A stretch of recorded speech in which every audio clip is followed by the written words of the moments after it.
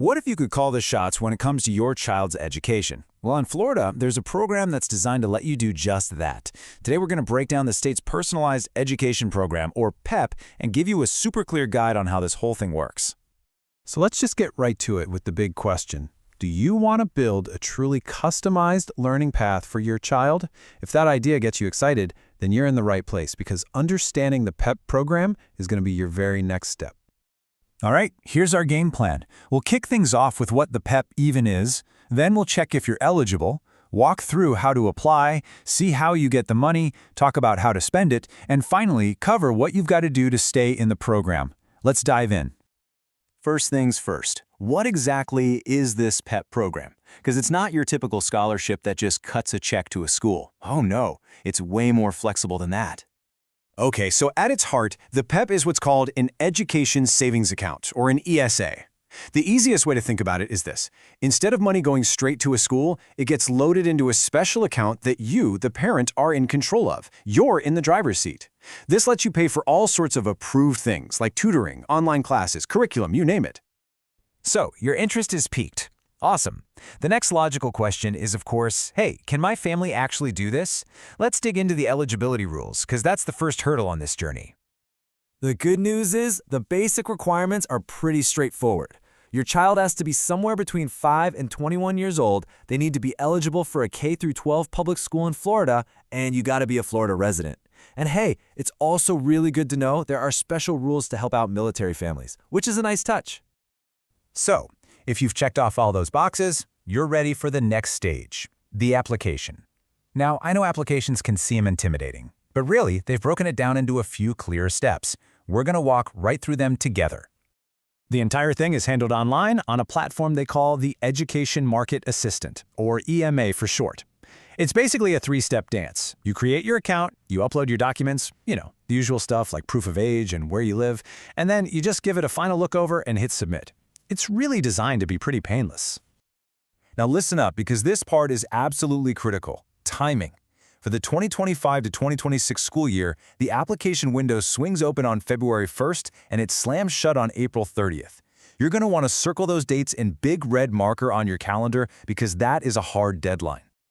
And here is exactly why you want to get on that early. There's a cap. For the 2025-2026 school year, the program can only take 100,000 students. That's it. Once they hit that number, that's all she wrote, even if it's before that April 30th deadline. So you might be wondering, what happens if more than 100,000 people apply? Well, there's a system for that. Awards are prioritized based on household income, and it's broken into these three tiers you see here. Families with lower incomes get first consideration. And here's another key detail. Within each of those tiers, students who are renewing their scholarship get priority over brand new applicants. Okay, let's fast forward. You applied. You got in. Yes, high fives all around. That's awesome. So, now what? Let's talk about how you actually get your hands on the funds. Before the funds actually hit your account, you've got a little bit of homework to do. You have to formally accept the award. You need to submit something called a student learning plan, which is basically your game plan for the year. And this one is super, super important. You have to make sure your child is officially withdrawn from public school by August 15th. So once you've done all that, don't expect a giant single lump sum to drop into your account. The state actually spreads it out. The total scholarship amount is split into 4 equal payments, and they get deposited into your account quarterly through the school year.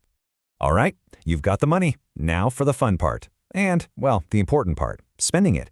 You've got to know the rules of the road here so you stay on the right track.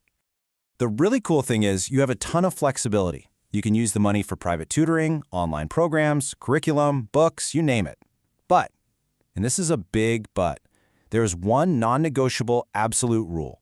Your child cannot, under any circumstances, be enrolled full-time in a Florida public or charter school while you're using PEP funds. That's called double funding, and it's a huge no-no. And you might be asking, well, how do they even check that? They have a system for it. The state runs something with a fancy name. It's called a full-time equivalent cross-check, or FTE cross-check. Don't let the jargon fool you. All it is the state's official way of checking their lists to make sure your kid isn't getting public school funding and PEP funding at the same time. Okay, we are in the home stretch now. Let's wrap things up by talking about your ongoing responsibilities. Because being in the program means you agree to do a few key things each year to keep everything running smoothly. It really just boils down to 3 main things. First, you've got to use the money only for approved stuff. Second, you need to submit results from some kind of annual assessment to show your child is making progress. And third, just make sure your contact info is always up to date in your account. It's all about accountability, right? You know, when you take a step back and look at all of this, the applications, the rules, the funding, it really all comes back to this one core idea. This quote nails it. The whole point is to empower you, the family, to find the absolute best learning path for your kid. And that brings us right back around to the final question, the one that only you can answer. Now that you've got the lay of the land, is this kind of personalized education path the right move for your family? It's a big decision, but hopefully you're now in a much better place to make it. Thanks for tuning in.